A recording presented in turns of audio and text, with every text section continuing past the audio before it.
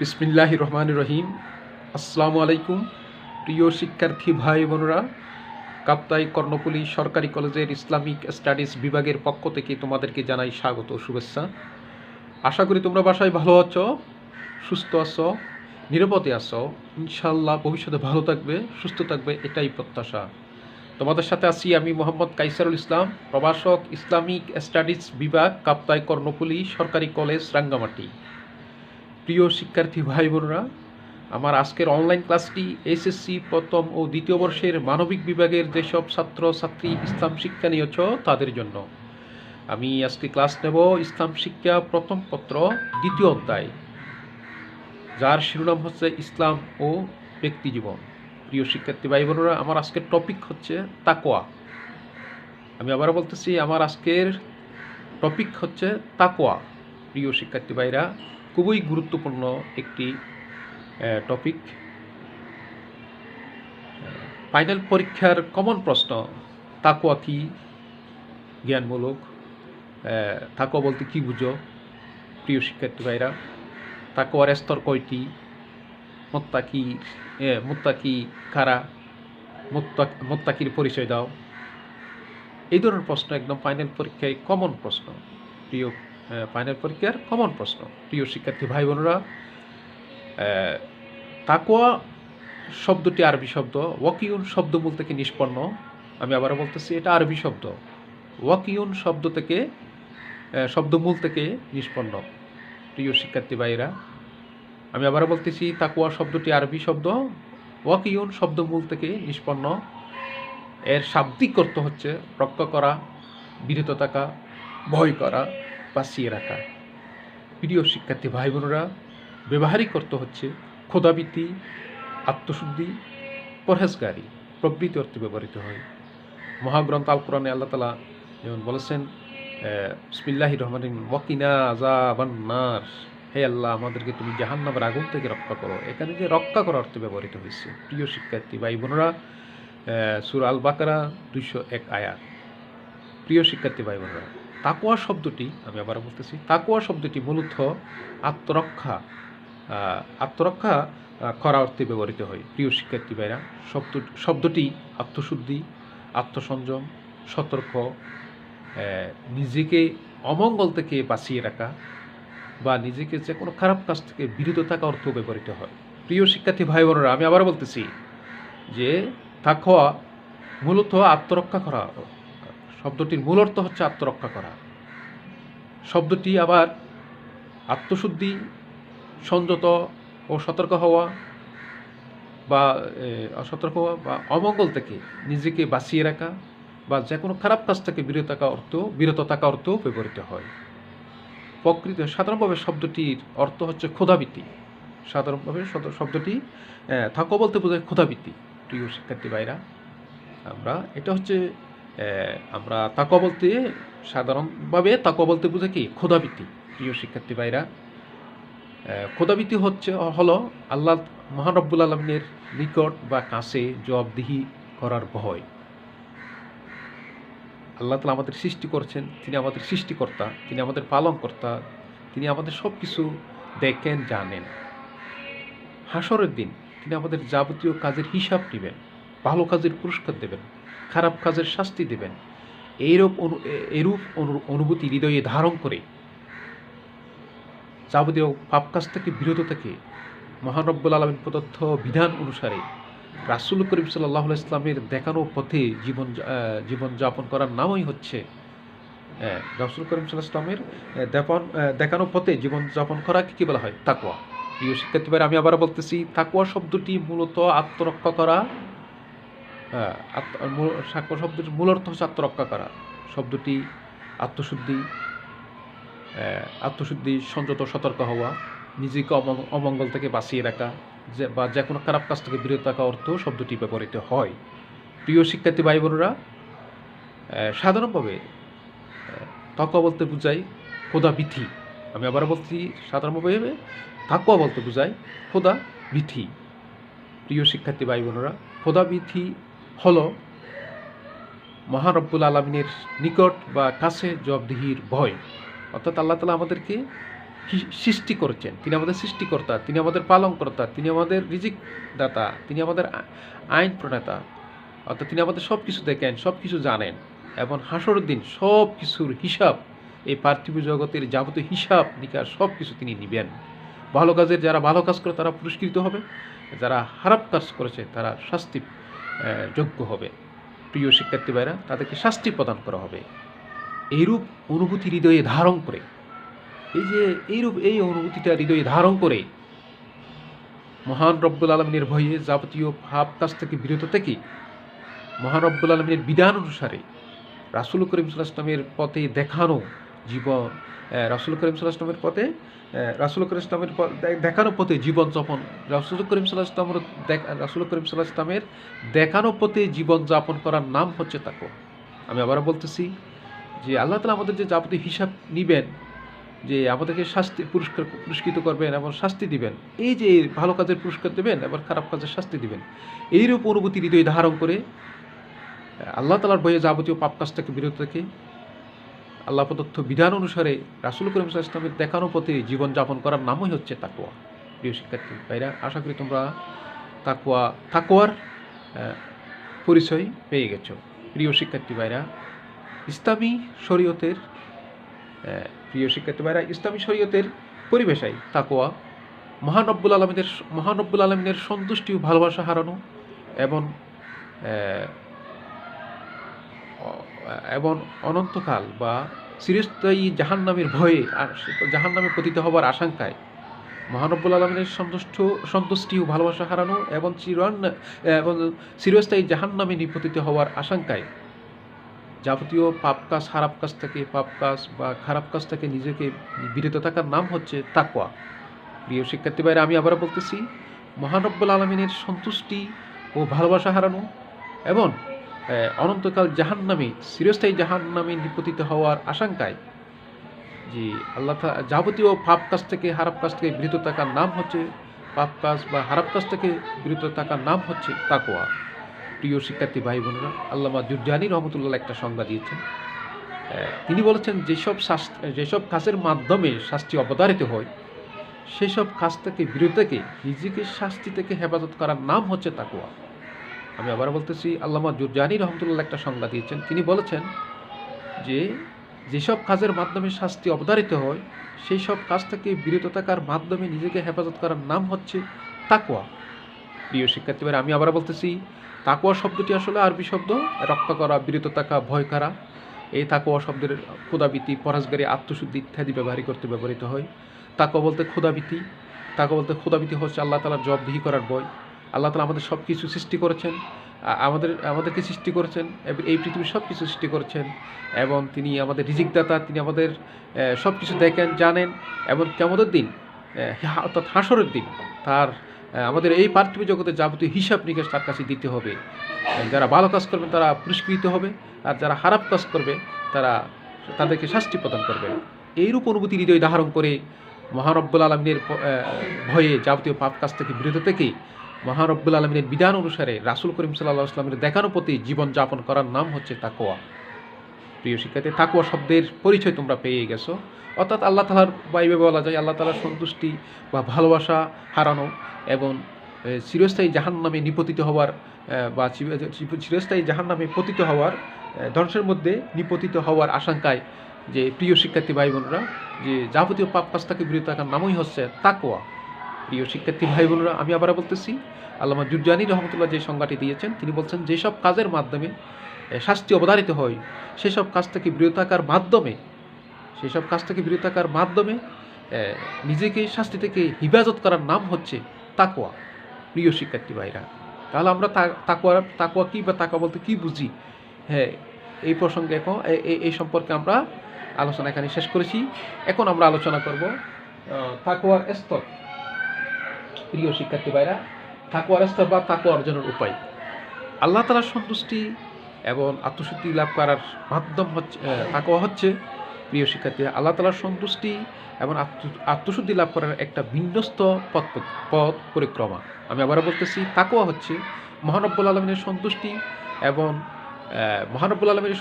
এবং আত্মশুদ্ধি লাভ করার একটা বিন্যস্ত পথ পরিক্রমা। প্রিয় শিক্ষার্থী ভাইরা, এই এরপর যে তাকওয়ার অনেক স্তর রয়েছে প্রিয় শিক্ষার্থী ভাইরা, তাকওয়ার 4টি স্তর রয়েছে।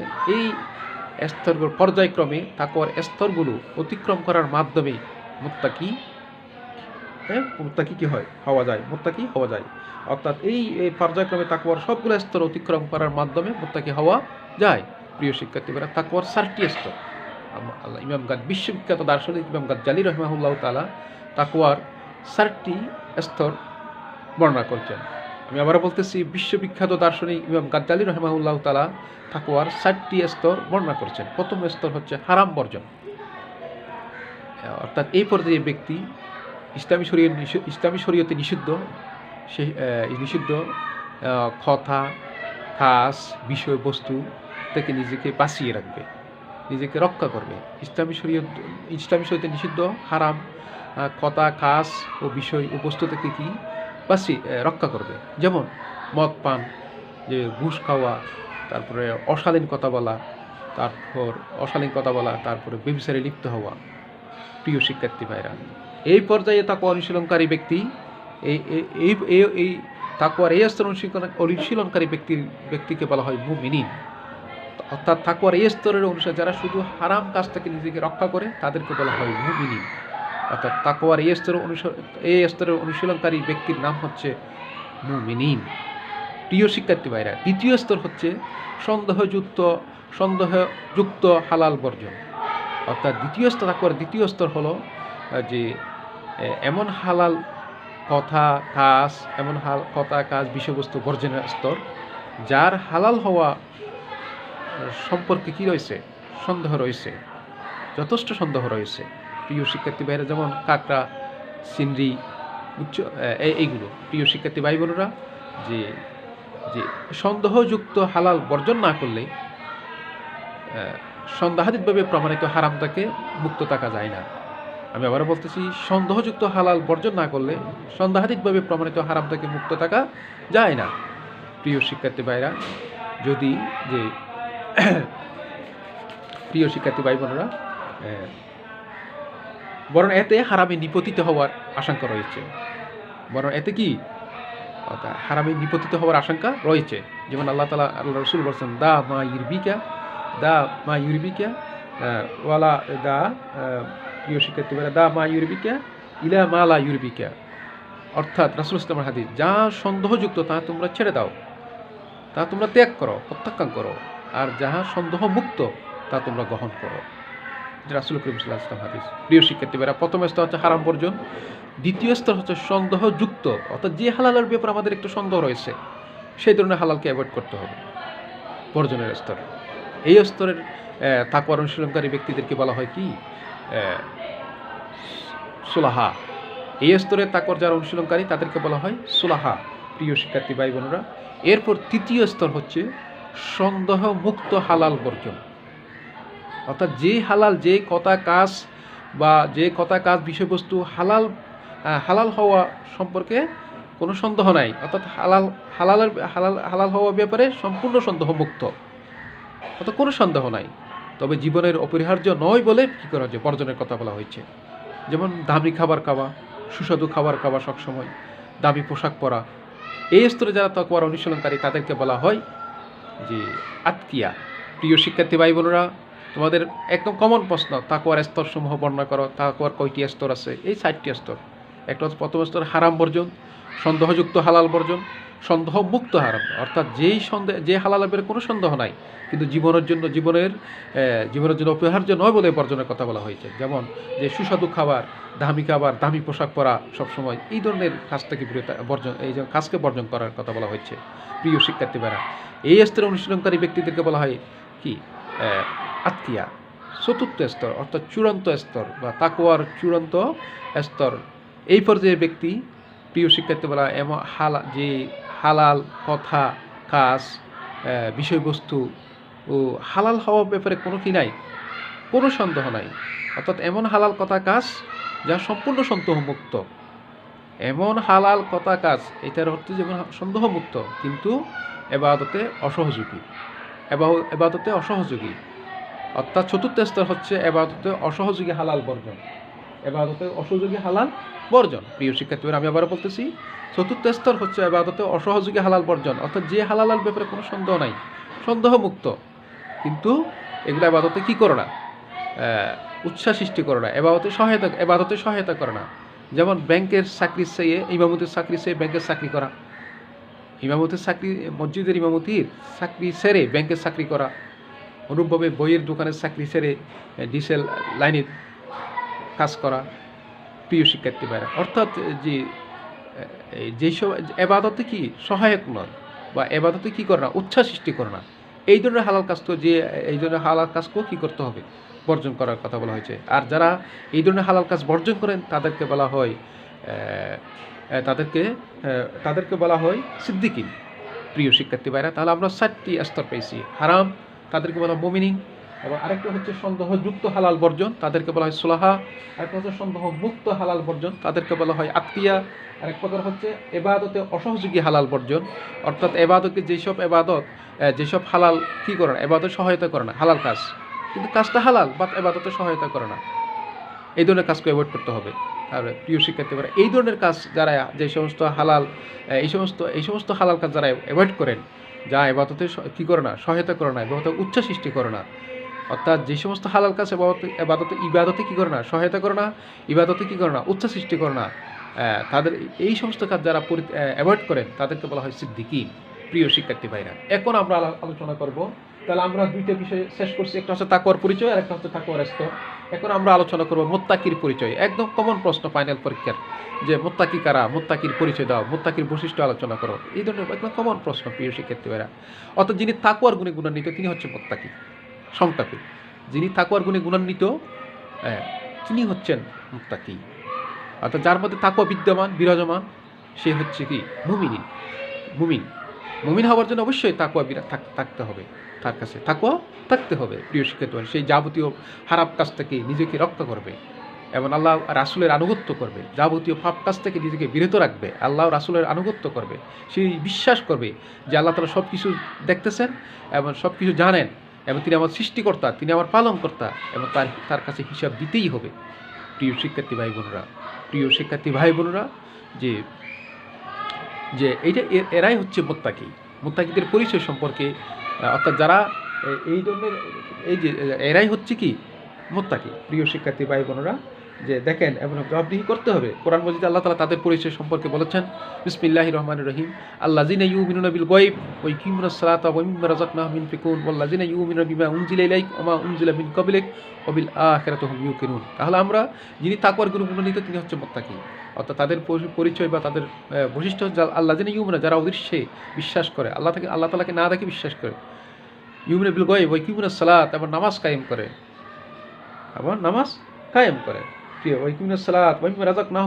আমি তাদেরকে রিজিক দিয়েছি, তা থেকে তারা ব্যয় করে। ওয়াল্লাযিনা ইউমিনুনা বিমা উনজিলা ইলাইক, আপনার প্রতি যা অবতীর্ণ হয়েছে এবং আপনার পূর্বে যা প্রিয় শিক্ষার্থী ভাইরা, ওয়া উনজিলা মিন ক্বাবলিক, এবং আপনার পূর্বে যা অবতীর্ণ হয়েছে তা তারা কি করে, বিশ্বাস করে। ওয়া বিল আখিরাতি হুম ইউকিনুন, এবং পরকালের প্রতি, আখিরাতের প্রতি তারা দৃঢ় বিশ্বাসী, তারাই হচ্ছে মুত্তাকি। প্রিয় শিক্ষার্থী ভাইরা, মুত্তাকি তাকওয়ার গুণে গুণান্বিত, কিন্তু এই আয়াতের অনুবাদটা এই আয়াতের অর্থগুলো তোমাদেরকে লিখতে হবে। অর্থাৎ যারা অদৃশ্যে বিশ্বাস করে, নামাজ কায়েম করে, এবং আমি তাদেরকে যে রিজিক দিয়েছি তা থেকে ব্যয় করে, এবং আপনার প্রতি এবং আপনার পূর্বে যা অবতীর্ণ হয়েছে তা বিশ্বাস করে। প্রিয় শিক্ষার্থী ভাইরা, এবং পরকালের প্রতি যারা দৃঢ় বিশ্বাসী, তারাই হচ্ছে মুত্তাকি। প্রিয় শিক্ষার্থী ভাই বোনেরা, অর্থাৎ মুত্তাকিরা হচ্ছে তারা যাবতীয় খারাপ কাজ থেকে নিজেকে কী করবে, বিরত রাখবে, এবং জীবনের সব ক্ষেত্রে ইসলামী শরীয়তের বিধিবিধান তারা অনুসরণ করবে, জীবনের সব ক্ষেত্রে ইসলামী জীবনে এবং তাদের বাস্তব জীবনে, এবং তারা যে তাদের ইসলামের বাস্তব রূপ, এবং অর্থাৎ যার জীবনে ইসলামের বাস্তব রূপ লাভ করেছে তারাই হচ্ছে প্রকৃত মুত্তাকি। অর্থাৎ যাদের জীবনে ইসলামের বাস্তব লাভ করছে তারাই হচ্ছে মুত্তাকি। প্রিয় শিক্ষার্থী ভাই বোনেরা, আমি আবারও বলছি, তাকওয়া একদম কমন প্রশ্ন তোমাদের ফাইনাল পরীক্ষা, তাকওয়া কি, তাকওয়া বলতে কি বুঝো, এইরকম একদম কমন প্রশ্ন। প্রিয় শিক্ষার্থী ভাইরা, যে অর্থাৎ আল্লাহর ভয়ে যে কোনো খারাপ কাজটা বিরত থাকার নাম হচ্ছে তাকওয়া, খোদাভীতি, এক কথায় খোদাভীতি। প্রিয় শিক্ষার্থী, তাকওয়ার স্তর কয়টি, অর্থাৎ তাকওয়া অর্জনের উপায়, যে প্রথমে হারাম কাজ বর্জন করতে হবে। যারা এই ধরনের হারাম কাজ বর্জন করেন তাদেরকে বলা হয় মুমিন। তারপর এরপর সন্দেহযুক্ত হালাল বর্জন করতে হবে, যে হালালের ব্যাপারে একটু সন্দেহ রয়েছে আমরা কী করব? বর্জন করব। প্রিয় শিক্ষা, আমি আবার বলতেছি, যে হালালের ব্যাপারে সন্দেহ রয়েছে তা আমরা কী করব? বর্জন করব। যেমন সন্দেহযুক্ত হালাল, যেমন এটাকে বলা হয় সোলাহা। আর একটা হচ্ছে সন্দেহমুক্ত, কোনো সন্দেহ নাই যে হালালের ব্যাপারে, কিন্তু জীবনের জন্য অপরিহার্য নয় বলে আমরা বর্জনের কথা বলা হয়েছে, তাকে বলা আত্মীয়া। আর এক প্রকার হচ্ছে চূড়ান্ত পর্যায়, যেটা হচ্ছে যেই হালাল এবাদতে সহায়তা করে না, যে হালাল কাজ খতা এবাদতে সহায়তা করে না, এবাদত উচ্চ সৃষ্টি করে না, সেই ধরনের হালাল কাজ আমরা অ্যাভয়েড করবো। প্রিয় শিক্ষার্থীরা, এটাকে বলা হয় সিদ্দিকিন। এরপরে মোত্তাকিন কারা? যারা তাকওয়ার গুণে গুণান্বিত, তাদেরকে মোত্তাকি বলা হয়। প্রিয় শিক্ষার্থী, মোত্তাকিদের বৈশিষ্ট্য হচ্ছে যে আল্লাহ যিনি ইউমিনুনা বিল গায়ব, যারা অদৃশ্যে বিশ্বাস করে, নামাজ কায়েম, অদৃশ্যে বিশ্বাস, আল্লাহ অর্থাৎ আল্লাহ তাআলাকে মহান রব্বুল আলামিনকে তারা যারা না দেখে বিশ্বাস করে এবং নামাজ কায়েম করে এবং জাকাত এবং রিজিক দিয়েছে, তা থেকে আমি যে রিজিক আল্লাহ তাআলা বলে, আমি যে রিজিক দিয়েছি, আমি আবারও বলতেছি, আল্লাহ যিনি ইউমিনুনা বিল গায়ব, যারা অদৃশ্যে বিশ্বাস করে, নামাজ কায়েম করে, আমি যে রিজিক দিয়েছি তা থেকে ব্যয় করে, এবং আমি আপনার প্রতি হে রাসূল, আপনার প্রতি যা অবতীর্ণ হয়েছে এবং আপনার পূর্বে যা অবতীর্ণ হয়েছে, এই আসমানি কিতাবগুলো যারা বিশ্বাস করে। প্রিয় শিক্ষার্থী ভাইরা, অর্থাৎ যারা আপনার প্রতি যে কোরআন অবতীর্ণ করেছি, সেই কোরআনকে যারা বিশ্বাস করে, এবং আপনার পূর্বে যে কিতাব আমি নাজেল করেছি, আসমানি কিতাব, সেই কিতাবগুলো তারা বিশ্বাস করে। প্রিয় শিক্ষার্থী ভাইরা, অর্থাৎ আপনার পূর্বে এবং পরকালের প্রতি যারা বিশ্বাসী, তারাই হচ্ছে মুত্তাকি। প্রিয় শিক্ষার্থী ভাইরা, ওরা যারা যাবতীয় পাপ কাজ থেকে বিরত থাকবে, যাবতীয় পাপ কাজ থেকে, এবং ইসলামী বিধিবিধান অনুযায়ী জীবনযাপন করবে, এবং যাদের জীবনে ইসলামের বাস্তব রূপ যারা ইসলামের লাভ করেছে যারা জীবনে, তারাই হচ্ছে মুত্তাকি। প্রিয় শিক্ষার্থী ভাইরা, আশা করি তোমরা ক্লাসটা বুঝতে সক্ষম হয়েছ। আমি এখানে শেষ করছি। আল্লাহ হাফেজ।